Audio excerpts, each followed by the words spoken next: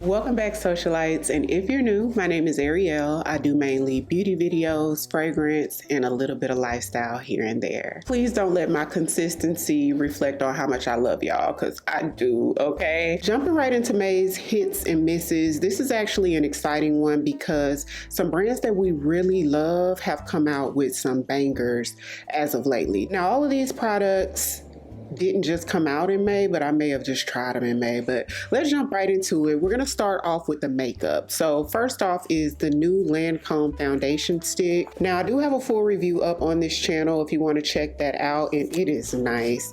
It gives you a nice natural skin finish just like the claims, and I feel like this is something we needed from Lancome. Now I hadn't tried the original Lancome stick, but some of the socialites said that they tried it before and it's really nice. Now if you need a completely full coverage, then this won't be for you because you get like a medium buildable coverage with it. You can get away with it if you spot correct, if you have hyperpigmentation. And the shade range on this definitely needs to be extended because there are a bunch of gaps. But if it does come in your shade and you're interested in a natural finish that's sort of that medium coverage, and sticks are easy to travel with.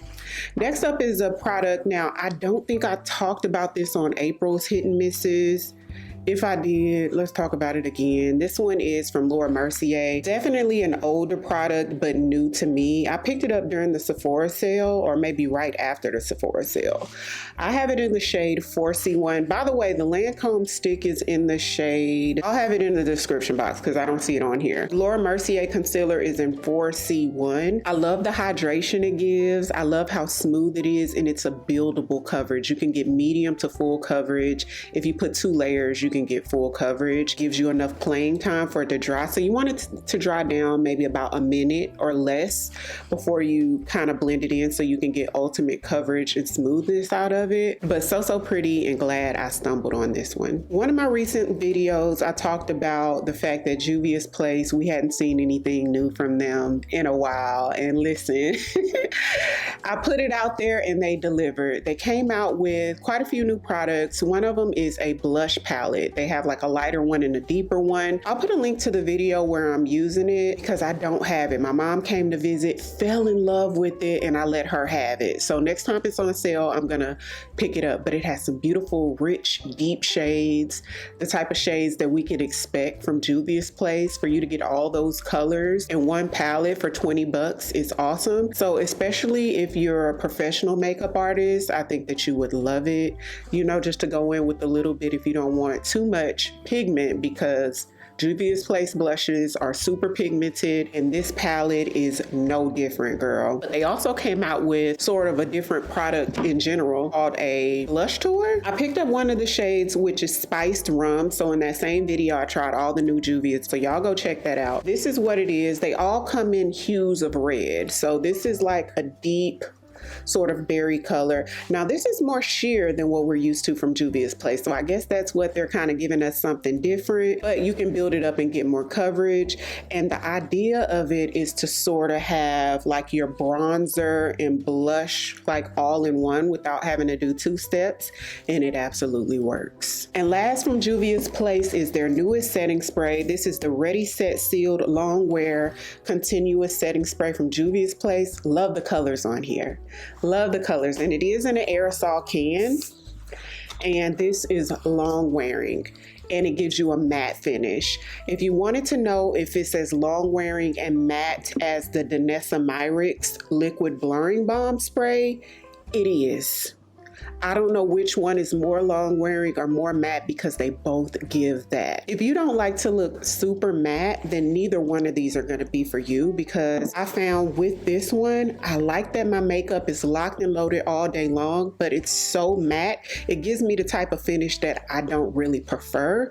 But if you need something really matte and super long wearing, check her out. I got to try Victoria Beckham Beauty for the first time in the month of May, okay? So I tried her liquid foundation drops, and I used it on a couple videos. I do have a full video up if you guys want to check that out. I ended up returning the foundation drops because it just wasn't as long wearing as I needed to be. My skin type is more of that normal combo skin, So for me, after about, I would say 4 hours, it almost started melting on me. And I would prefer a little bit more coverage because it's not a product that you can build up a whole lot, but it is very beautiful. So if you have the type of skin that could handle that, which I definitely recommend it for like drier skin types, definitely mature skin, even some of my normal skin girlies can probably get away with it because it is the most radiant, beautiful, buttery finish ever. Wish that it worked for me. So if my skin ever goes to the like straight up dry side, I will definitely be revisiting her. A couple more products that I tried out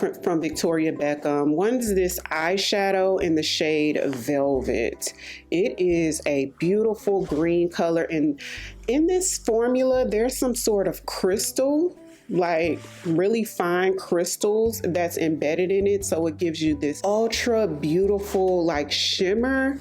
So pretty. I'm partial to green eyeshadows, whether I'm in Saks or whether I'm at the Dollar Tree. If there's something green, I just gravitate towards it. It's a luxury product for sure. And so the price point definitely reflects that. With this formula, I find that it creases on me almost right away. The couple times after that I wore it, I used an eyeshadow primer and then it lasted all day. So just know if you use this, you're gonna have to use a primer so that it could stay. For the price point, I would rather an eyeshadow that I don't have to use a primer with. Some people use eyeshadow primers every time they do their eye makeup. I'm not one of those people. Although I really love the color and the shimmer of it, I probably won't get another color because I know I have to use a primer with it. I also picked up one of Victoria Beckham's Kajal eyeliners, and she's sort of like famous for these eyeliners, and I heard so much about it I couldn't wait to try it. One side has like a little doe foot applicator and then just a regular sharpen up side. I got the brown shade, which is Cocoa.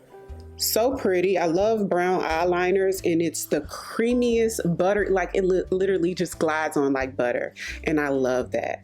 But there was a learning curve for me with this because I'm used to eyeliners either drying down immediately and I don't get to smudge it, or it gives me maybe like 10 seconds to 20 seconds of playing time and I can smudge it out. So I thought this wore off, but what it is it takes a while to set down. So instead of like 10-20 seconds to dry down like I'm used to, this could take like 30 seconds, maybe even a minute to dry. Smudge it out, just like I smudged that out. See, all that talking I did, most of my eyeliners would have been dried out already, but it gives you a long time to play with it. So just know that wait about 30 seconds or so and then smudge it, and then it will stay. Because if you start smudging it right away, it will disappear on you. So I had to learn that. I think one or two of the socialites actually told me that because I was going to return it. This is one I've been reaching for quite a bit lately. So one of the highlights of May was this new powder from Natasha Denona.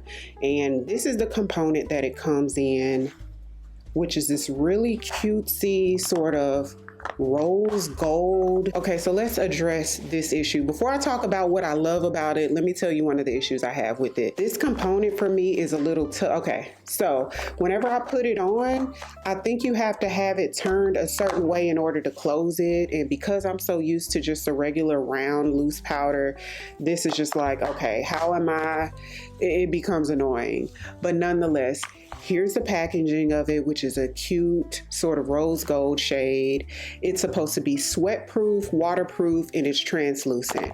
Now, this is one of those translucent powders that's on the white side, like really white. You know how some powders are kind of beigey. This one scared me because it was so white, but it applies very much translucent, and it is so beautiful, flawless. I'm actually wearing it today. Usually when I finish all of my makeup, I go back in with my Charlotte Tilbury Airbrush Flawless Finish in 2 medium and just kind of sweep it under there just to make it like extra smooth and a little brightening. With this, y'all, I don't even reach for this. I put this on and I keep it pushing. To be determined on, is it actually waterproof, because I hadn't used it in that way yet. But if you were wondering if it works for dark skin tones, it absolutely does. It's a true translucent. Her Textures and Tones Dramatic palette is my favorite product from her. This might be like up there with that. That's how beautiful it is on the skin. Love it. So this is going to be my next go-to, at least for a while. One more makeup product, and then we're going to move on to a couple skincare products that I've been using. This is the e.l.f. Glow Reviver Melting Lip Balm, and I have probably all the shades in the Melting Lip Balm original formula. What makes this one different is it's the shimmery one. So this one's in the shade Pink Lemonade, and I love glitter anything. So I picked this one up, and it's more sheer than all of the other Glow Reviver balms, and there's not much glimmer. Like it claims to be like glittery or glimmery, but there's like next to no shimmer. So if you're looking for like colored gloss, this more so gives you kind of like a wash of color. They're not as pigmented as the other ones for sure, and you definitely don't see much shimmer for sure. So if you're interested in it, just know you're not going to see very much like glitter or shimmer from this one. For skincare, I've been alternating between a couple of moisturizers. Now this one I've been using for months, but I don't think I told you guys about them. It's from Eadem, which is one of my favorite skincare brands. Love Eadem. Okay, so this is the Cloud Cushion Airy Brightening Moisturizer from Eadem, and a lot of the moisturizers have been like 20 to 40% off on, or maybe even 50% off on Sephora lately. So if you're interested, check it out. But this one gives you extra hydration. So I use it at night. It's a beautiful lush cream.